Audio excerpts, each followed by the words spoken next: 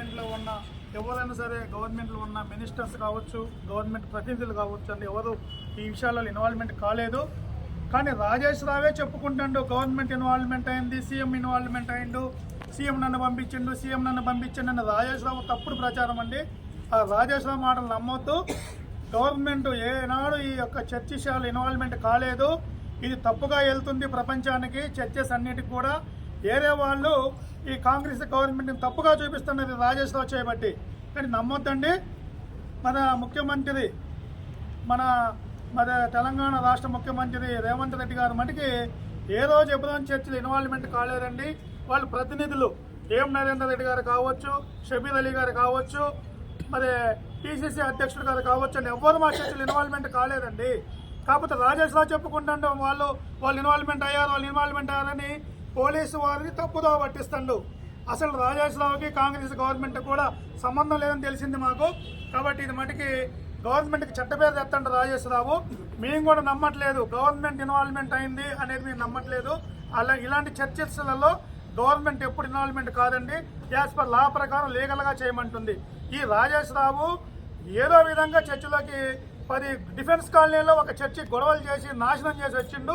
ఇప్పుడు ఎప్పుడో చర్చిని నాశనం చేయాలని కొంతమందిని పోగు చేసుకొని పార్టీలు మారినట్టు, కొన్ని రోజులు కాంగ్రెస్, కొన్ని రోజులు టీఆర్ఎస్.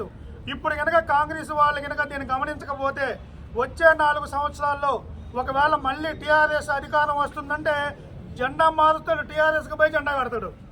దయచేసి ఇలాంటి గుంటనక్కడ నమ్మొద్దండి. కాంగ్రెస్ వాళ్ళు కూడా రాజేష్ రావుకి సభ్యత్వం ఇవ్వద్దండి. కావాలంటే మీరు ఎంక్వైరీ చేసుకోండి. మా ఎబ్రాన్ చర్చకు వచ్చి లీగల్ ఆర్ ఇల్లీగల్ ఎవరు చేస్తున్నారో చూడండి. ఇక్కడ రౌడీలు, ఇక్కడ గుండాలు ఎవరు లేరండి. అందరూ చర్చకు వచ్చే భక్తులు, సభ్యులే. రాజేష్ రావు చేసే గ్యాంగ్ తప్ప వేరే వాళ్ళు ఎవరి గొడవలు ఇక్కడ కారణం కావు.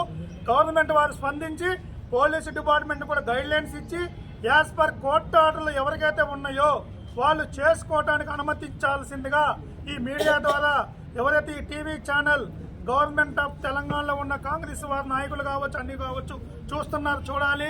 తప్పుడు ప్రచారము, ఎమ్మెల్సీని కొట్టింది మళ్ళీ చెబుతున్నా, ఎమ్మెల్సీని ఎవరు కొట్టలేదండి. అట్టా చూపించి నేను ఎస్సీ, నేను ఏదో అన్ని పచ్చి అబద్ధాలు.